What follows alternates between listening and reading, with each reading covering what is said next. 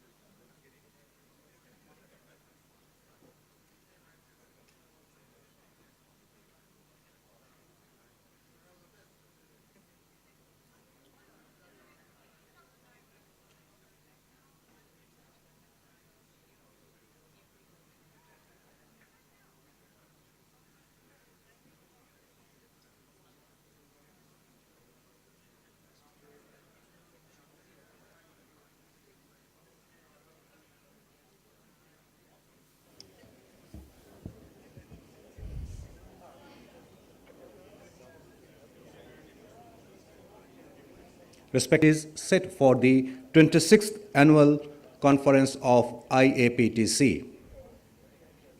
Ladies and gentlemen, in this session, discussion will be on technology and innovations in United Nations Peace Operations Training. The topic is definitely a time-owed one. The peacekeepers of today are expected, more than any time before, to remain efficient and relevant in negotiating the challenges of the time. Ability of the peacekeepers and their personal protection largely depends on the effective training. At this digital era, technology and innovations in peace operations training can certainly add a new dimension to enhance the capacity of the peacekeepers. Esteemed audience, the moderator of today's session is Gustavo de Carvalho. He is a senior researcher at the African Governance and Diplomacy Program at the South African Institute of International Affairs and a research fellow at the Institute for African Global Affairs at the University of Johannesburg. Mr. Gustavo has over 15 years of experience supporting policy development, building and a research process in Africa, focusing mainly on multilateralism and the relationship between African stakeholders and external partners. He has worked. Good afternoon, ladies and gentlemen. As we often say in Africa, all protocols observed. This session is related, and thank you so much for the very kind introduction and for perfectly saying my surname. It's not very often that I get someone that really gets my surname right. But when we're talking about technology and innovations in UN peace operations, and I think with peace operations at large, we usually talk about this idea of technology and innovation intertwined. The idea of technology being some kind of a disruptive process and even radical at times that help us to find new ways of doing things, of increasing our effectiveness, of increasing our efficiency, that will assist us with better implementing our mission mandates. So it's particularly important for us to get a sense of what is innovation in that sense. How do we know that we saw something that is innovative when we see it? What are the challenges and opportunities to do that? And how can we utilize those processes to assist us in developing better training that make our peacekeepers better equipped, our missions more efficient, and our mandate in a much more easier process for us to achieve the results intended? And a lot of these processes are regarding the idea of transformation. We're trying to transform the way that our missions are working with towards this idea of improvements that we're looking forward. Are working with important process of awareness raising and mobilization. Many colleagues mentioned the importance of bringing member states to the core and ensuring that member states are embracing this idea of new approaches and new ways of doing things. Many times we're experimenting, we're trying new things, and we're taking risks. And the important aspects of that in a lot of the discussions is that the risk-taking approach is an important process because it may fail. And that should not be an impediment and a barrier for us to try new things. But certainly one of the major challenges that we face, and I think a lot of the presentations that we've seen so far talk about the challenges about diffusion and implementation of those new technologies. The issue about training is precisely because it helps us to combine all of those approaches together.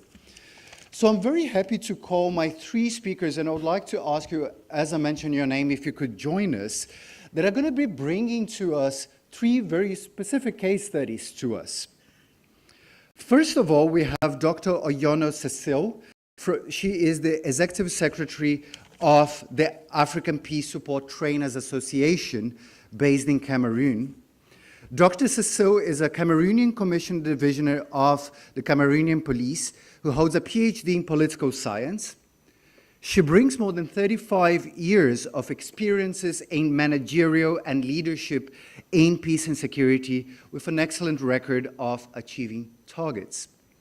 She has a proven record, is currently the commander of the Brazilian Peace Operations Joint Center, also known as SECOPAB.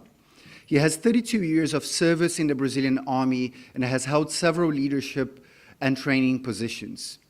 In the United Nations, Colonel Weiss was a military observer and operation officer at the UN mission in Sudan between 2008 and 2009, and a planning officer in fourth generation service of the Office of the Military Affairs in the Department of Peace Operations at the UN headquarters in New York between 2014 and 2018. Colonel Carlos has a PhD in military science from the Brazilian Army Command and General Staff College, and a specialization in international politics from New York University. Last, Colonel Carlos is going to be sharing some experiences from the Viking exercise from 2022, and he's going to be sharing also some experiences not only from the military perspective, but also some specific inputs in terms of the civilian participation that occurred during that process as well. Last but not least, I would like to invite to the floor Mr. Herbert Loche, who is a political affairs officer in charge of the United Nations Light Coordination Mechanism, or LCM, a partnership and information sharing service for troop and police contributing countries established in 2019 within the integrated training service of the UN Department of Peace Operations. He previously worked as a disarmament officer within the Department of Disarmament. I'm going to be engaging with the participants with some follow-up questions, and then we are not going to be we're not going to be breaking into specific functional groups, because the idea is really that we have a debate with you at this plenary. And the idea is not only to ask questions with the participants, which are very, very much welcome, but also to share your thoughts, your views, your experiences. When we designed this session, our goal was always to get a number of case studies that put some ideas and thoughts of reflections into your head, and that enable us within a plenary setting of a discussion. That being said, I would like to invite Dr. Oyono to share her inputs regarding opportunities and limitations for digital innovation in peace support operations in Africa. Thank you very much.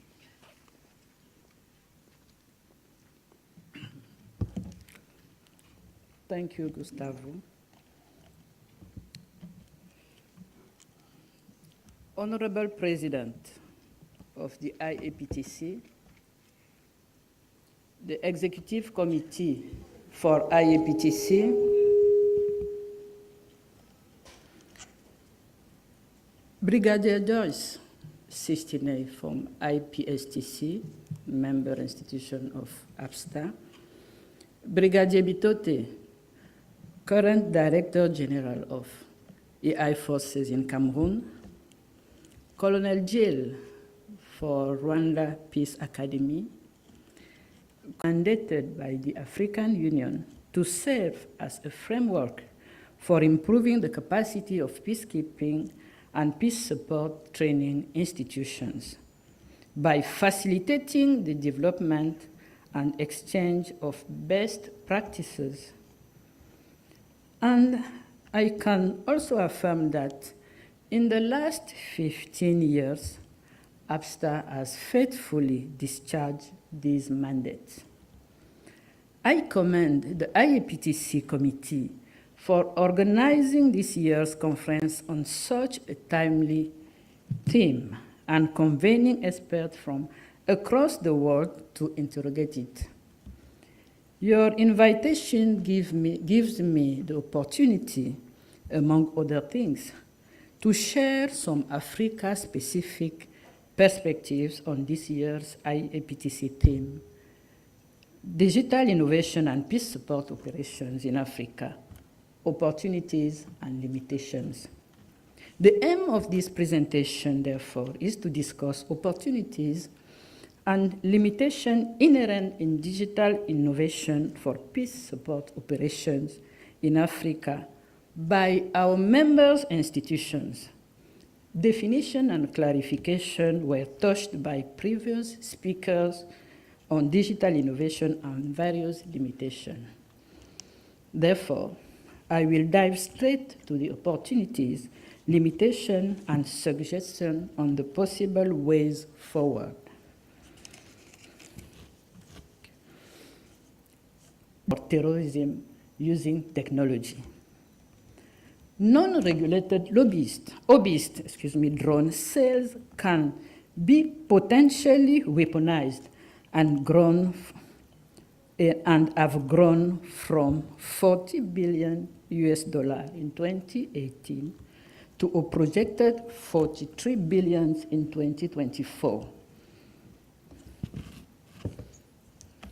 Second slide. Digital innovation in peace support operation in Africa could be seen as follows. 1, robust force multiplier. Digital innovation and digital technology offering enormous potentials of enhancing performance, economizing resources, and simplifying processes when well applied. Situational awareness enhancement. The UN has made a huge progress with tools like the Situational Awareness Geospatial Enterprise, SAGE, the Comprehensive Planning and Performance Assessment System, CPAPS, and others. This could be adopted and implemented by all African training centers. Countering abuse by terrorists. There are articles on the increased use of weaponized drones in Africa by belligerents, taking advantage forward. Digital innovation and new technology now are increasingly recognized and acknowledged as force multipliers in PSOs, as they significantly enhance mandate implementation. Thus, PSOs in Africa should leverage opportunities inherent in digital innovation while minimizing risk and addressing challenge. These will entail targeted policy and institutional framework, robust investment in research, training, capacity building, and infrastructure, commitment to multilateral cooperation and partnership that target equitable access to requisite digital skills and capability for PSO, as well as the harmonization of regulation in view of enhancing interoperability and overall mission efficiency. The APSTA attempt. APSTA, according to its mandate of standardization of ESF PSO training across Africa, is facilitating efforts to leverage digital innovation to improve capacity for PSOs. In 2020, motivated by the COVID-19 pandemic continent on leveraging digital innovation to enhance PSO, the intended outcomes will be proposed to appropriate departments of the African Union as well as the United Nations. In my presentation, drawing from available knowledge across the continent on this topic, I have attempted to underscore the opportunities and potentials of digital innovation. I have also highlighted critical challenge, particularly its escalating abuse by terrorists, violent extremists, and insurgents for mass mobilization and violent conflict across Africa. It has therefore become imperative for the continent to leverage these opportunities to change the face of PSO and augment the capacity of our training center. Thank you for your kind attention. Thank you so much, Dr. Oyono. And I think you highlight some really important questions and I think some really interesting issues for us to discuss. I think one of them is a very strong justification of why do we need digital transformation. We're not only deploying to operations from the United Nations, we're also deploying from our own region, case of the Union and the regional economic community. Without further ado, I'd like to ask Cornel Weiss from Secopab to share some of the lessons that they have identified within Secopab regarding Exercise Viking 2022. Thank you so much, sir. Thank you very much, Gustavo. Good afternoon, ladies and gentlemen. First of all, I would like to thank IAPTC Executive Committee for the invitation and for this opportunity to share some thoughts with such a distinguished audience. So today we are here to share a few thoughts on our participation in the Viking 20 exercise. And I have to say, I have to make a disclaimer here that I'm not speaking today on my behalf only. I'm also speaking on behalf of Dr. Eduarda Hamann. She is the general coordinator of our Brazilian Research Network on Peace Operations. And Dr. Hamann and her team played a key role in this year's Viking exercise because one of the highlights of this exercise was the participation of the civilian component in this complex UN mission. So the purpose of our presentation today, as I said, is to highlight the key points and the lessons learned by us in the participation in the exercise. And I have to say that Viking exercise is not an initiative from Brazil. Actually, this exercise has been there for a while. This is an initiative, a joint initiative of Sweden and the United States of America. What happened was that in the last 2 editions of the exercise, Brazil was invited to participate, and in this year's edition, the participation of Brazil, so what have we done? So what was our role, both in the training audience and in the direction of the exercise, and then we move to the key part of the presentation, which is the lessons that we learned. I'm going to talk very briefly about the military component, the police component, the civilian component, and you'll see that this exercise is all about integration, cooperation, information sharing, and then training. I think this, as the commander of a peacekeeping training center, that was amazing. This was an amazing experience for us, and right now we are reaping the benefits of having participated in this exercise because it was really a grateful experience for us. And then, of course, we will have a Q&A session, and I'll look forward to receiving your questions. So just an overview of the Viking exercise. It's a lot of text, but you can see it's a CPX or CAX, a computer-assisted command post exercise. It's multinational. We had more than 40 countries represented in the exercise, 5 of which having remote sites of the exercise, representing sectors of a UN Chapter 7 multidimensional mission or a UN or a NATO regional command. As I said, is an initiative from Sweden and the United States. It's multifunctional. That's the greatest part of this exercise. We have all the time the three components like military, police, and civilian components working together doing the exercise. And here you can see the series of the exercise. And as I said, in 2018 and 2022, this year, Brazil was invited to participate in this main event. And we tried to mimic what's going on right now in the complex missions of the United Nations, and hopefully even to foresee some of the incoming challenges of the missions.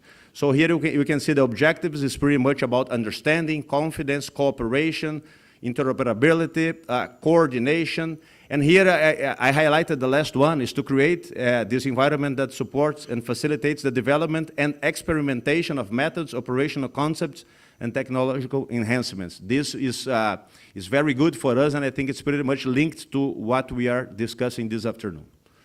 Well, I said the scenario is quite impressive. I mean, the northern continent, of course, is more than 100 pages of information. I think we were discussing that this morning, so whenever we change the scenario, we have to do a lot of study to get familiar with the situation, and we had to do that, and that was a part of the challenge. I'll get to that shortly, of our Peacekeeping Training Center, because we had to prepare an e-learning program for all the participants inside Brazil, military, police, civilian, Brazilians, foreigners. In a very short time, we had to get everyone up to the speed, and that was one of the challenges that we had. But the scenario is really amazing. We can see everything, not only regarding the area, I mean the continent and the concerned countries, but also about the mission. So if we go to our UN mission in Midland, we have everything, all the Security Council resolutions, the SOFA, the SOMA, CONOPS, I mean, SOPs, rules of engagement, everything is there. It's really excellent job done by our colleagues in Sweden. And the backbone of the exercise is the so-called MEL mill. So it takes like a year to be developed, and this is where we sent a team to Sweden in all the preliminary meetings of the exercise, like the conceptualization, the planning, the building of the scenario, the building of the infrastructure of the exercise. And we also had teams in Brazil, and this is something that I would like to highlight, with all military, police, and civilians. So we were all working together for a while, developing the exercise.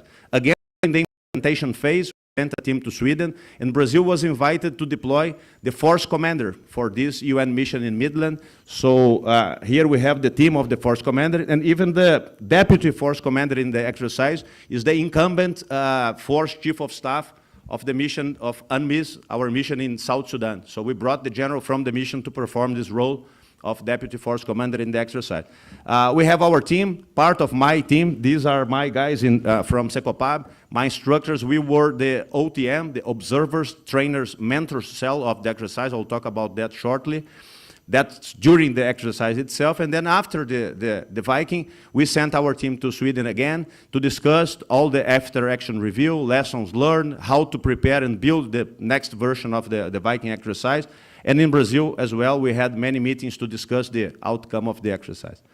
Well, the so-called Site Brazil in the UN mission. So in the exercise, we had in parallel these two missions. So we had a UN Chapter 7 multidimensional mission and a NATO crisis response operations. The situation is that we have two neighbor countries, each one of their fits. So we were responsible for this cell, and that was a great concept for us. A lot of learning for us of this concept of observer, training, and mentoring at the same time. And I will say something about that right now. This is the OTM, so the task is to help the training audience to improve their skills and readiness while deepening our own understanding and proficiency. That was a great concept for us, the OTM, so we have to train, coach, and mentor the training audience. It's not that we would be there just to observe, report, and at the end of the exercise, we would provide some feedback. It's not like that. During the exercise, we were following very closely the actions, providing immediate feedback. I mean, tasking them to do something again, if it's not okay, evaluating the behavior of the training audience, providing all this kind of advice, and sending real-time information about what's going on to the citizen in order, if necessary, to adapt the next inputs, depending on the response of the previous one. And that was very clear. For instance, I think in the morning we were discussing this information, misinformation, the war of the narrative, fake news. So we had many incidents related to this kind of stuff. And depending on the response of the training audience, immediately we would provide CITSEN with this feedback, and we would sometimes, worsen the next incident. So if a media crisis was not very well managed, very shortly someone would be throwing stones at the UN base, would be ambushing our convoys, and things like that. So this was this concept of the OTM. Just a quick view of our shop. It was a mess, because we were doing real-time stuff, discussing all the time, the UN PCRS. So that was part of the training of the personnel of those units. So we are conducting a permanent training program for every single unit pledged in PCRS. And of course, Viking was an opportunity for us to bring some of the key staff officers of the units to participate in this. And we thought that it would be a good reinforcement training for them. Integration, that was the motto of the exercise. And thanks to my good friend, Colonel Roberto Gil, who is here in the executive committee of IAPTC, he was the one arranging the participation of our regional association of Peacekeeping Training Center, ALCOPAS, the Latin American Association, in the exercise. So we were lucky enough to have in the staff officer of Sector 2 of UNMIN, officers representing all these countries from our region. That was very good for us. And finally, I think this is related to what we discussed in the morning, the integration of simulation systems. Because this exercise runs in a Swedish simulation system with Exonaut and many other IT tools. And that was the first time when we integrated our own Brazilian simulation system, which is called Combater, with a different one. And we saw that it's possible. The IT masterminds, they talked and they discovered the so-called HLA, the high-level architecture, through which it was possible to integrate the two systems. That was very good for us, and now the sky is the limit for us to try and integrate our system with others if necessary for these multinational exercises. For the police component, so of course we have our police officers scattered all around Brazil. We have 20 head civilians as training audience representing this both UN country team and the civilian component of the mission. We had civilians in the OTM, we had mentors, we had advisors, everyone working together, which was very good for the exercise. So the first lesson, and that was good for the military component, that was learned by everyone, the importance of the civilian component in a mission, because sometimes the ones who had never deployed to a UN mission did not understand very well the role of the civilian component, so they could understand, for instance, how powerful it is, the director of the mission support, the head of regional office, and that was very good for everyone, even for the civilians to understand, the importance of their participation in the mission.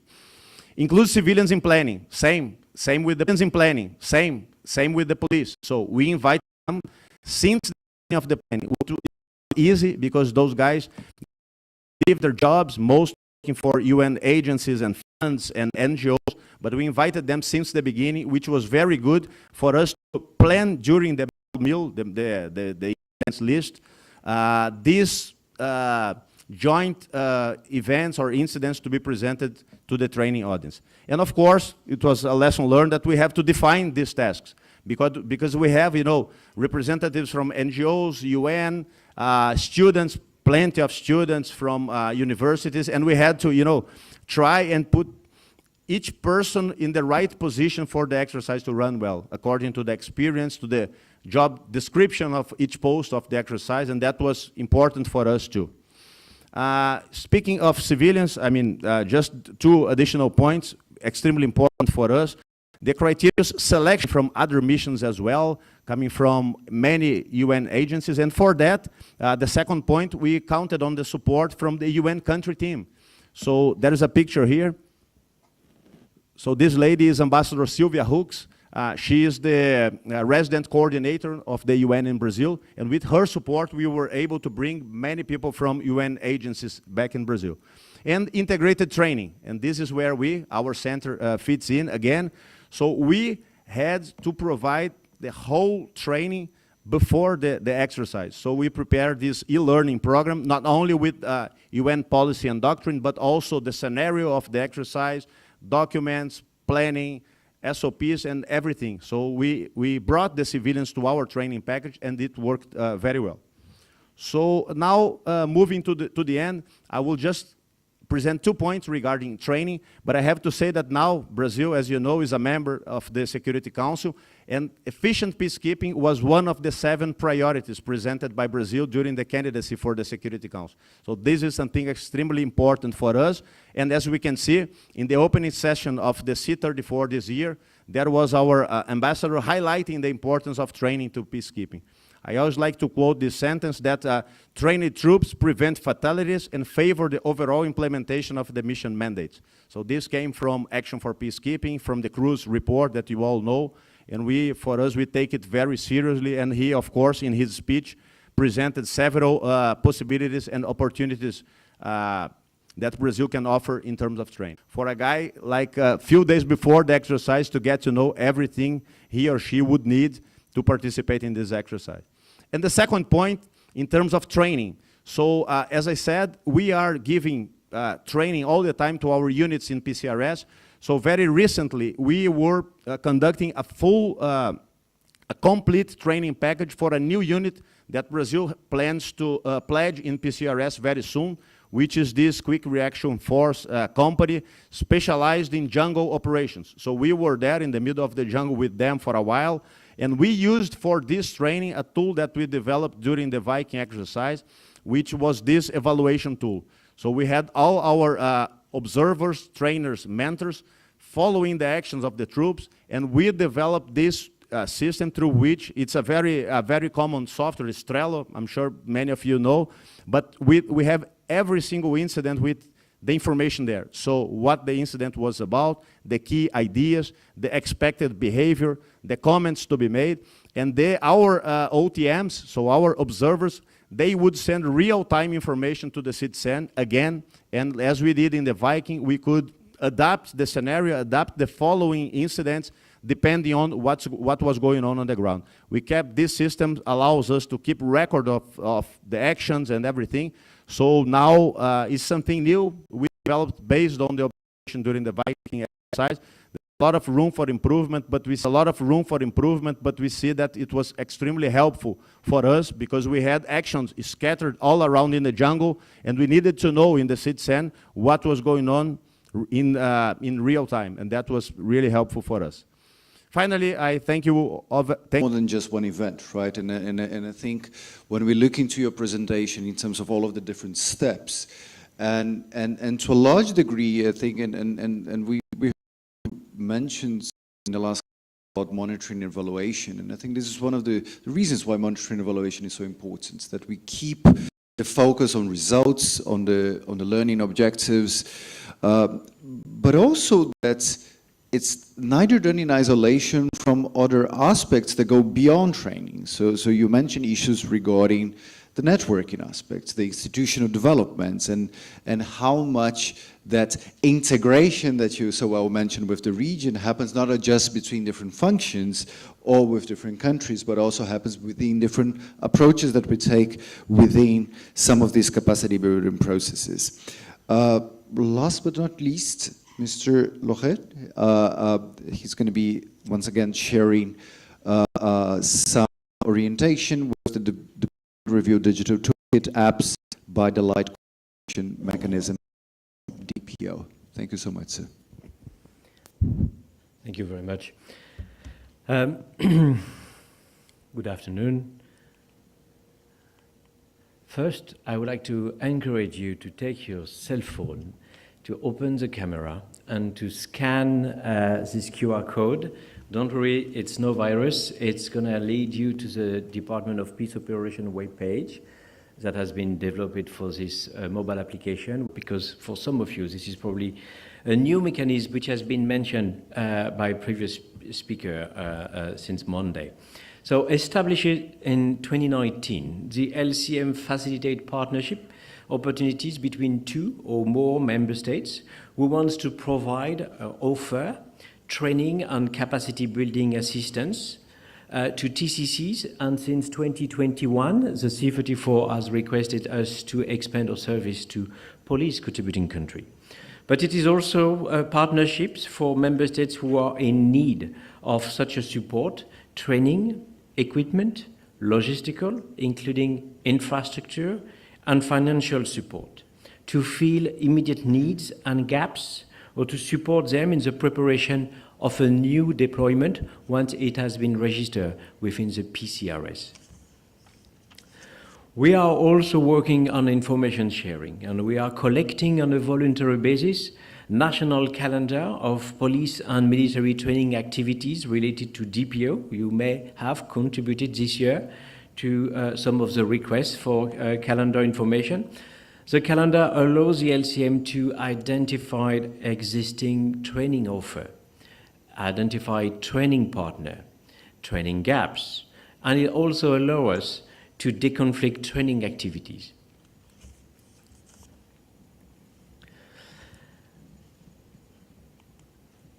Why the apps? In 2019, the LCM was established and we engaged with member states to understand what training and capacity building offers and gaps were needed. And there was a deep learn methodology accessible to all PCCs and TCCs as well as capacity building provider. Yesterday, Major General Hugues van Roosen mentioned as a possible challenge to the UN digital transformation strategy, the engagement of the leadership. To promote the first UN DPO mobile application specifically developed for member states and for TCCs and PCCs to capture and develop lessons learned from their police and military deployment, I have asked our UN leadership for UNIMOR personnel to explain to you why it is important to become learning organization and how our app can assist you in reaching that objective.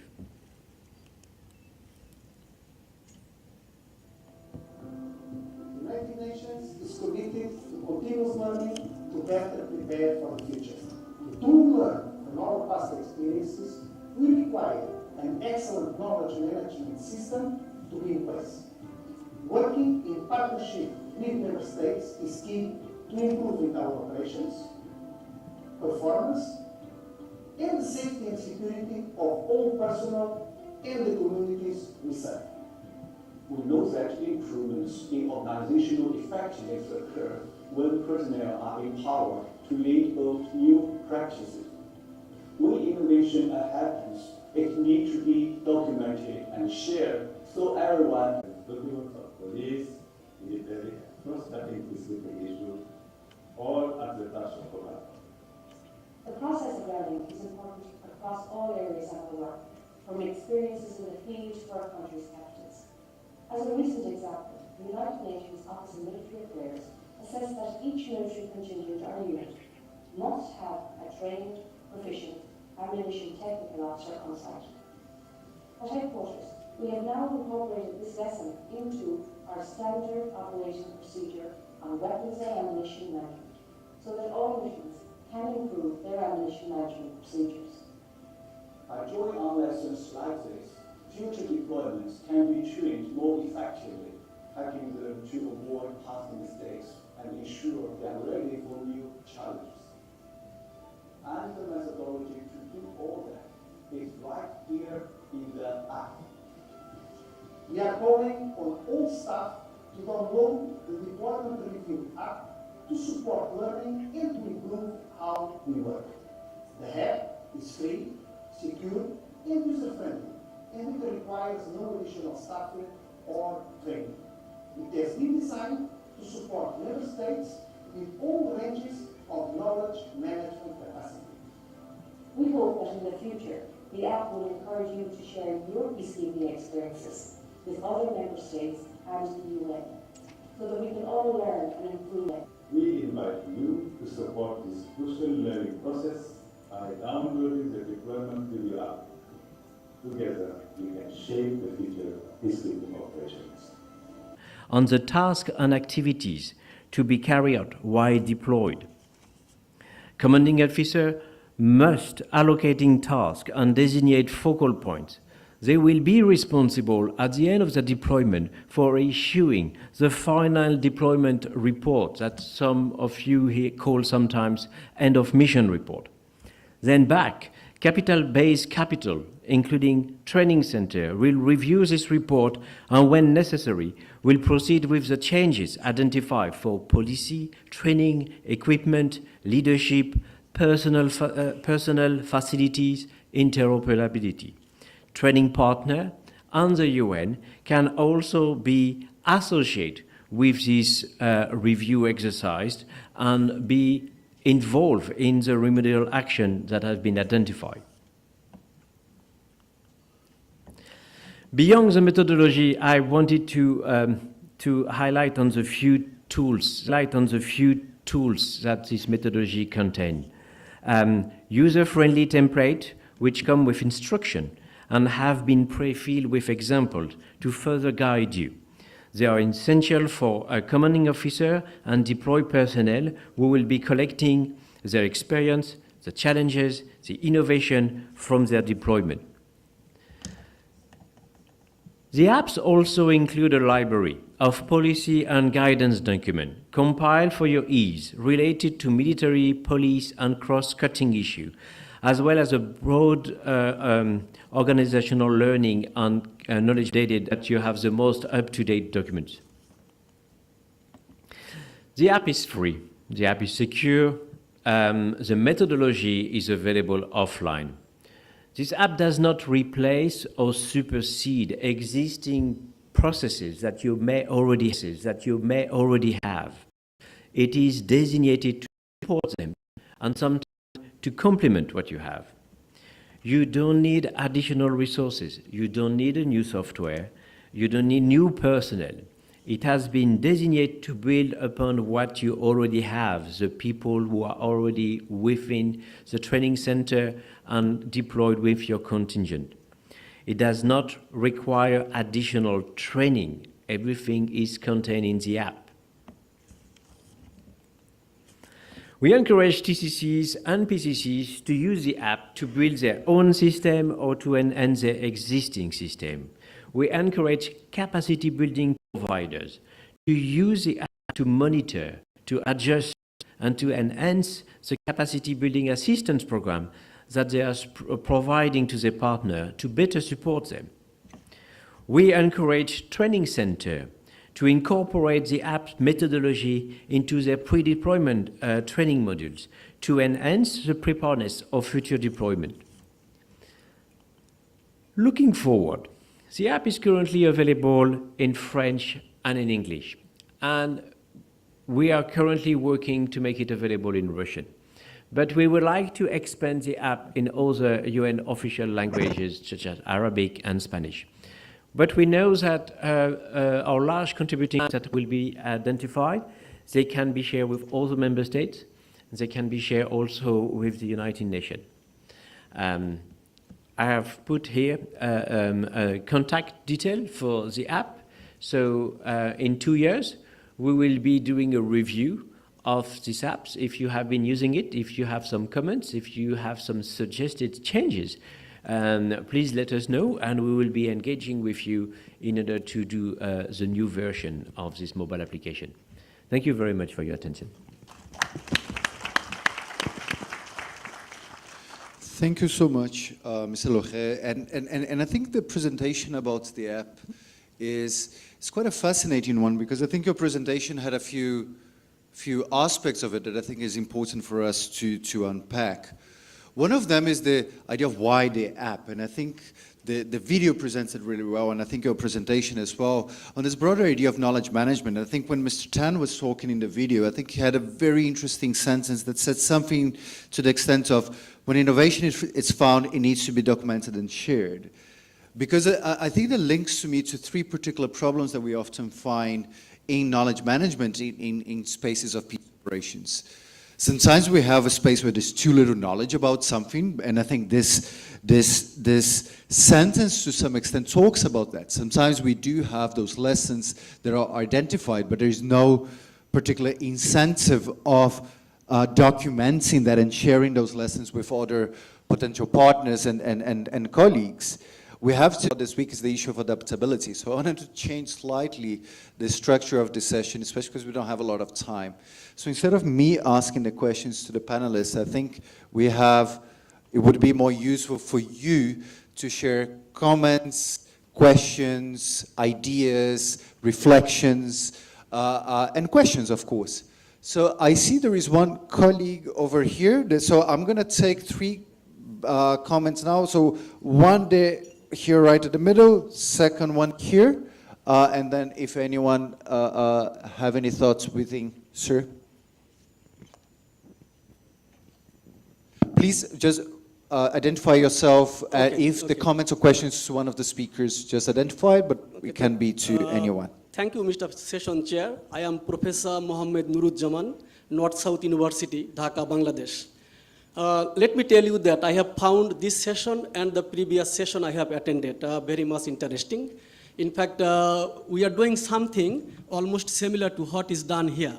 At North-South University, we have a Center for Peace Studies.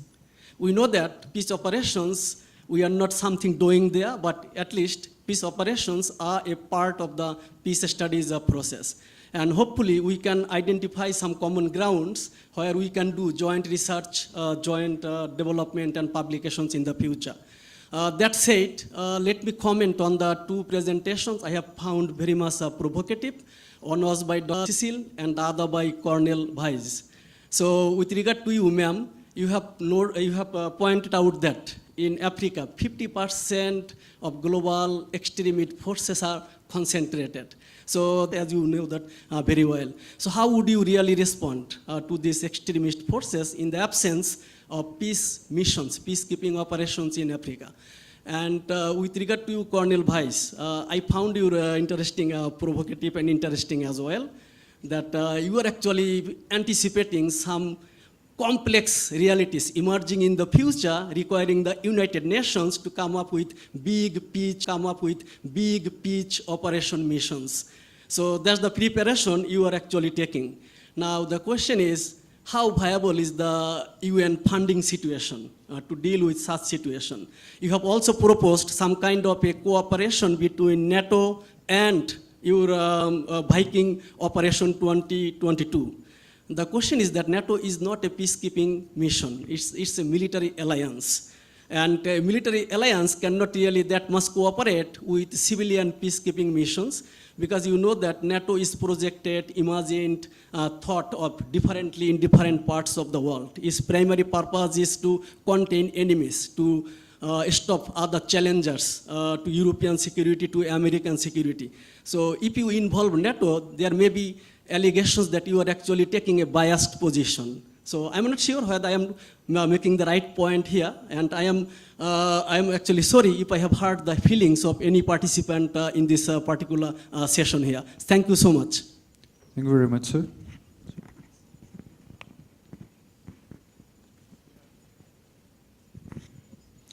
Thank you, Session Chair. My question is direct. I'm Cornel connected. So my question is that whether we can participate in the next exercises, and how we're very much interested to participate in such exercise. And number two is about the same computer-assisted exercises, because for the last 3 years or more, we are actually struggling for making our exercise, the computer-assisted exercise, more simulation intensive, because we found that our one is actually not very much customized for peacekeeping operation. The one we are using actually for the conventional operation like defense, attack, advance, and all those operations for the conventional forces, Army, Navy. And so how did you do it? I mean, how did you make it simulation intensive using your constructive, or whatever the simulation system you're using? Thank you. Thank you so much, sir. Is there any other comments or questions at this stage? Nope. I would like to, Dr. Cecil, the first question regarding violent extremism and the impact on deployment of missions, you would want to share some thoughts here, if you have any comments.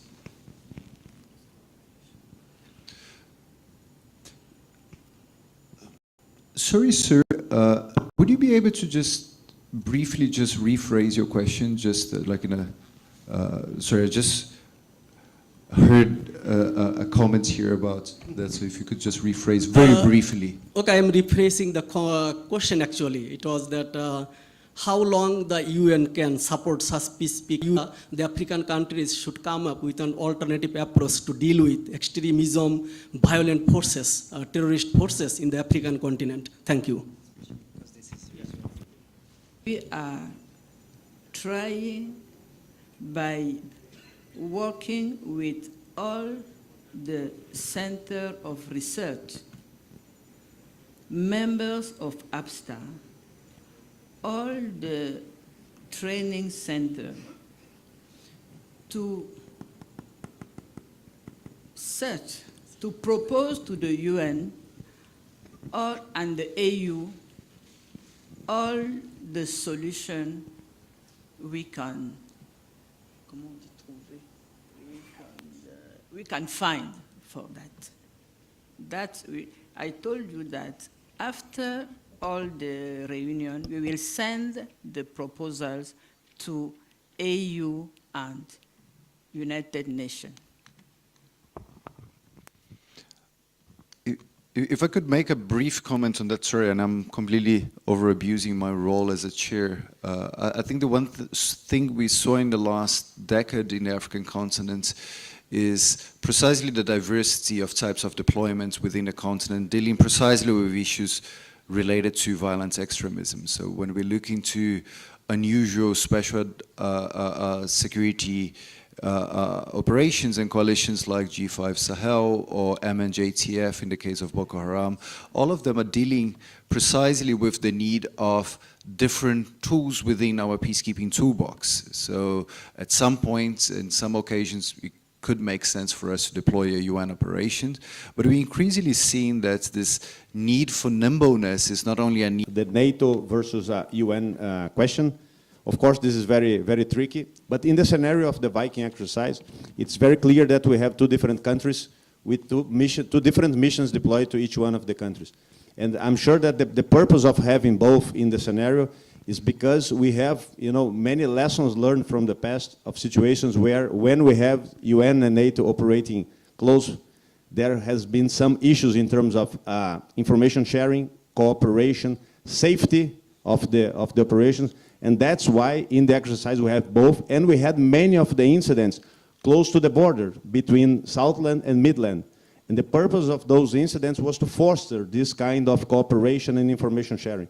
We had one of the lessons learned by the UN mission during the exercise, by the training audience, was that they needed to dedicate a team, a small team, for that task only, just to manage the cooperation with NATO. And NATO, from the NATO side, they had to do the same. And they were working very closely, and during the exercise, the outcome was very good. So perhaps one of the purposes of the exercise was to try and find ways to foster this cooperation. For the following question regarding the participation in the exercise. So as I mentioned in the beginning of the presentation, right now, the Viking exercise, the series of Viking exercises, they belong to the government of Sweden, of course. But it was clear to us, since we started the negotiations with them, before the previous participation in 2018, that Sweden is very eager to bring new countries to the table. For instance, that was our second participation. But for this year, 2022, we had Qatar with the first participation conference of the American armies. And this year, we organized the Operation Paraná. It's a humanitarian assistance operation with many neighbor countries of Brazil. This was tabletop in 2022, but next year we will have a field exercise with, of course, simulation with them. So I think this is a possibility. And speaking of the high-level architecture, that was for our technical personnel the big challenge, because they said it would not be possible to join our simulation with theirs. And it was extremely good for us and for them when it was made possible. For us, because in the exercise, I'm not sure if I stressed this during the presentation on the Viking is not too much focused on the tactical level. So for us, but we wanted, it costs a lot of money and a lot of effort for us to put all this stuff together for this exercise. So we took advantage of the Viking to bring UN PCRS pledged units to the exercise, but we could not simulate the incident for them, let's say at a company, platoon, and even battalion level, in the simulation system of the Viking. That's where our system came to play, and we could do that in parallel to the exercise. So that was, to me, the best benefit of this integration, because we could play at strategic, operational, and tactical level as well, using the same scenario, the same incidents, the same situation. Thank you. Thank you very much. Any other comments or questions? That does all the big exercises with regards to male, et cetera, et cetera. In there, they have a system it's called GEMS, I believe. But we have exercises where you're right, when you have CACs and FTXs, and they're just excellent. So what you have done, I'm just reiterating the importance and how effectively you can also, what we're talking about, digitalization, bring people up to speed digitally with regards to not just working on the software, but if your field training exercise has got blue trackers and all this sort of thing with digitization, you can incorporate that with your CACs and the FTX. So I say, well done. I think it's an excellent model that others can learn from. And my point where I'm going here in this commentary is, I would recommend, like I had stated yesterday, is the UN tie into NATO, tie into the major trainer centers like JWC and Bitgosh. You could learn a lot from what they're doing, from exactly what the Colonel has just done, and not have to relearn or recreate or learn from zero. There's a lot that they can offer you, and yes, there might be some proprietary and some software, but there's a lot you can learn from what you had just done. Thank you. Thank you very much, sir. Any other comments or questions? Oh, Strip. So my question to Colonel was, kudos for your English proficiency, quite impressive. And so for your English proficiency, because I know that in Brazil it's your Spanish language country speaking, and especially region. Portuguese, I am sorry. Portuguese and the neighbor Spanish speaking countries. Around that, I think in terms of looking into those platforms and tools, like I always find quite useful to see what it's happening now with the use with the app and the resources. That being said, we have 3 minutes left. I'll give each of the panelists the floor to either make some final comments if you would like to answer to the particular. Oh, can that question be very brief so that we don't go over time? Good afternoon. Thank you. I'm Coronel Negreiros from Brazil. I'd like to ask to Colonel Vaz his considerations about the VIC exercise, considering that the theme of our conference is technology. We are in the digital era, and we need to pay attention to this detail during the process, to teaching, to education. And the VIC exercise was a great exercise and used technology to achieve the objectives. Then I'd like to listen some comments about this specific point. Thank you very much. Now, I'm going to give the floor in the order of the speakers. If you'd like to share any final points, if you do, when I used to do speech training, we used to have this 1-minute game. You literally have 1 minute to just share some final points. We're going to have a break now. So if there is more things you would like to discuss, you're encouraged to discuss during the break. So Dr. Cecil, you have 1 minute. Trainers and the adoption of facilities, internet, and reliable power sources. Thank you. Thank you very much. Short and sweet. Colonel Vaz. Okay, so the time is very short, so I will try to answer these 2 questions. First one regarding language. Yes, it is indeed a challenge for us. So this confusion is very common. So because we are the only Portuguese-speaking country in South America, and we are surrounded by our friends, all of them speaking Spanish. But it's fine. So for us, the point is that for us to survive, and in our area, we must speak Portuguese and a little bit of Spanish. So English would be our 3rd language at least. So it is indeed a challenge for us. And one of the things that we do is that in our peacekeeping training center, we have language training programs dedicated to peace operations. In the Army, for instance, we have the Army Language Training Center to prepare everyone for any kind of mission. But then in Secopab, we can train military, police, and civilians as well in English. And by the way, of course, considering that the Viking would be in English, the whole e-learning program was in English as well. But I can tell you that during the exercise, and the colonel asking the second question was one of the battalion commanders in the Viking exercise. So he may remember that we had incidents in the beginning of the exercise where we wanted to create this language barrier. So we had our response cell calling the staff and sending emails and calling them in a very noisy background with different accents, and they were very effective on that. So it took, let's say, 1 or 2 days for the training audience to respond well to these incidents. But this is a challenge that we are trying to overcome. Regarding 100 incidents like we did, without having all the support of all this technology. So to me, it was extremely helpful, and now I'm more than ever supportive of this kind of exercise. It takes a while to organize, takes a lot of resources, but the outcome is really amazing. Thank you. Mr. Lohed? So,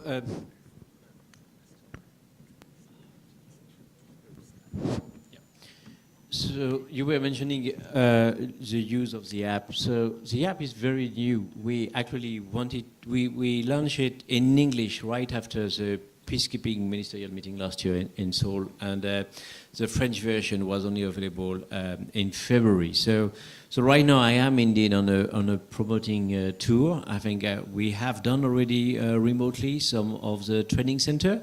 It was in April. We had a session in English and a session in French. And so we are encouraging member states to use it. We are very thankful for the contribution of France. Will allow us to add a new staff member at the LCM that will be actually responsible for engaging with member states for the collection of lessons learned, because lessons learned are already there. Some member states have them. We just want to encourage them to share them, and also using the apps and try to see is this app is really something, as you mentioned, is it the right solution to some things that we identify, and try to make it better. Looking at the future, there are... And please join me giving a round of applause for our 3 fantastic speakers, and I'll give the floor back to our organizers. Thank you once again.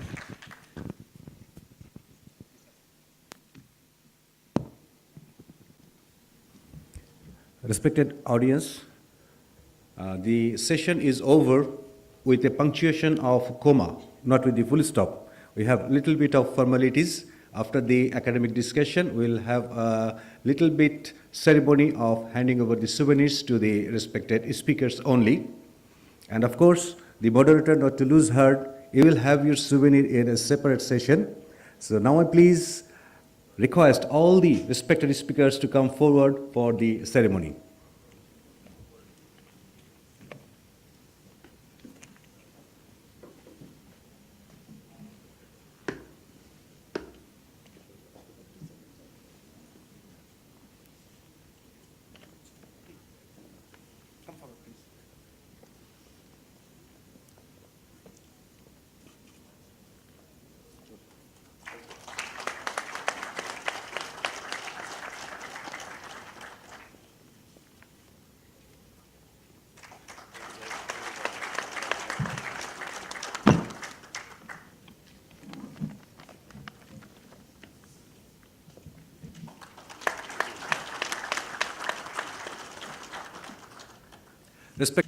Now we can put a full stop to this session. Thank you very much for your kind presence. Thank you. Good afternoon.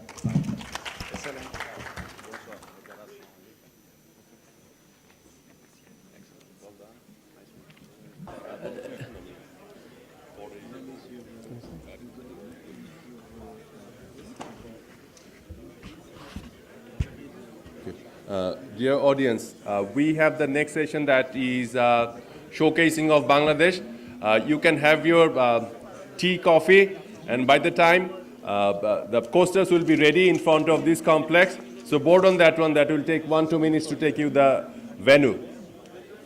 I say again, take tea and coffee, wait in this complex. The vehicle will be in front of this complex to take you to the showcasing Bangladesh venue. Thank you.